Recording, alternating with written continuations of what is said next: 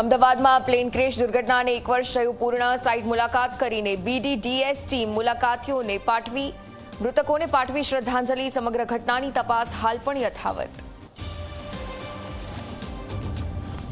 ગાંધીનગરના સરગાસણમાં કોરોનાનો શંકાસ્પદ કેસ સામે આવ્યો। ચારધામ યાત્રાથી પરત ફરેલા 51 વર્ષીય મહિલામાં દેખાયા લક્ષણ। ખાનગી હોસ્પિટલમાં રિપોર્ટ પોઝિટિવ આવતા સિવિલ ખાતે દાખલ કરાયા।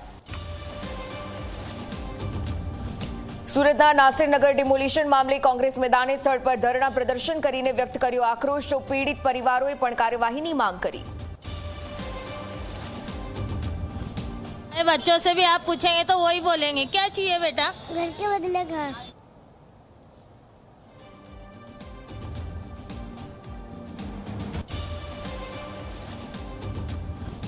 જામનગરમાં ગુજસી ટોકના આરોપીઓ સામે બુલડોઝર એક્શન। બેડી વિસ્તારમાં ખડકાયેલા દબાણો પર ફરી વળ્યું તંત્રનું બુલડોઝર। 16 કરોડની જમીનને ખુલ્લી કરાશે।